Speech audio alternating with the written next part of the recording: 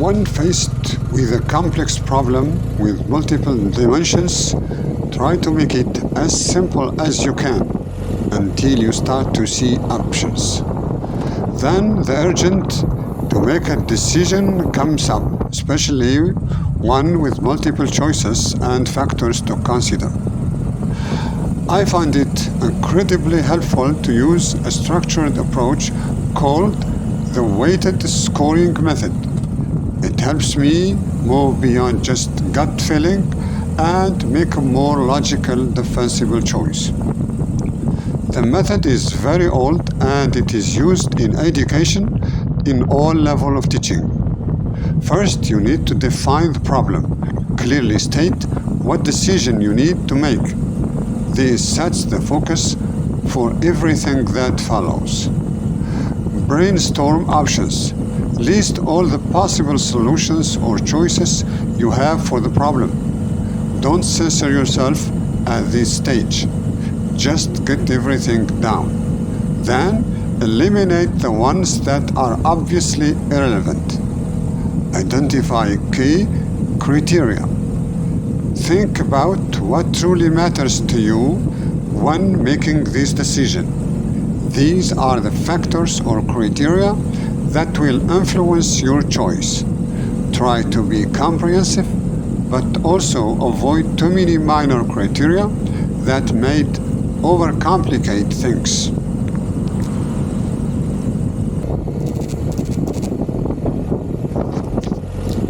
Assign coefficients, importance weights. This is a crucial step. Not all criteria are equally important. You need to decide how much each factor matters to you. I do this by assigning a numerical or coefficient or weight to each criterion, typically on a scale like 1 to 10, where 10 is most important. This reflects your priorities. For example, if cost is your biggest concern, it would get a much higher coefficient than color. Evaluate options against criteria. Assign values. For each option you have brainstormed, you need to assess how well it performs on each of your chosen criteria. I do this by assigning a value or score to each option for every criterion, again on a scale like 1 to 10, where 10 is excellent and 1 is poor. This is where you objectively, or as objectively as possible, rate each option. You can choose any scale for the numbers. I choose 1 to 10 for the easy math. Any other numbers work just fine.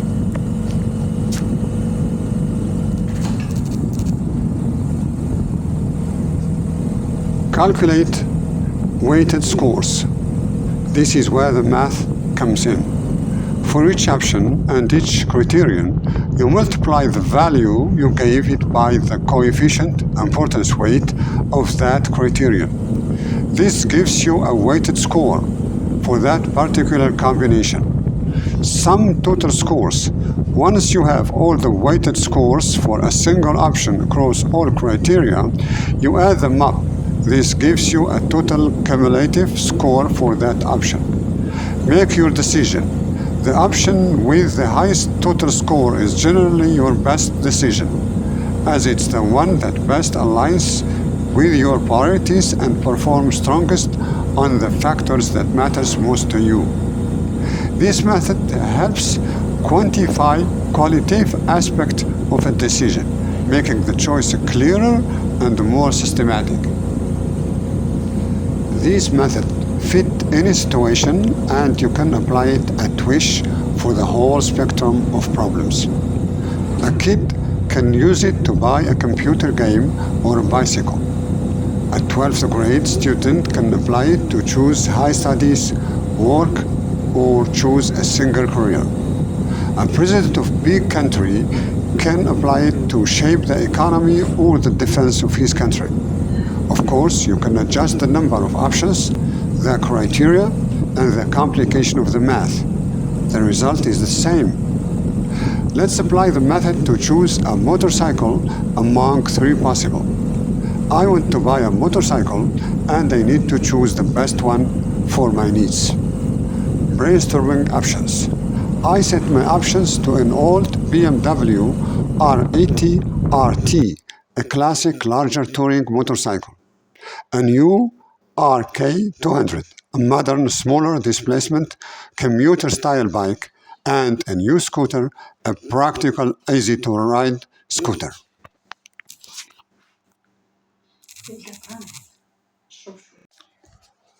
My important factors or criteria and their importance coefficients 1 to 10 scale.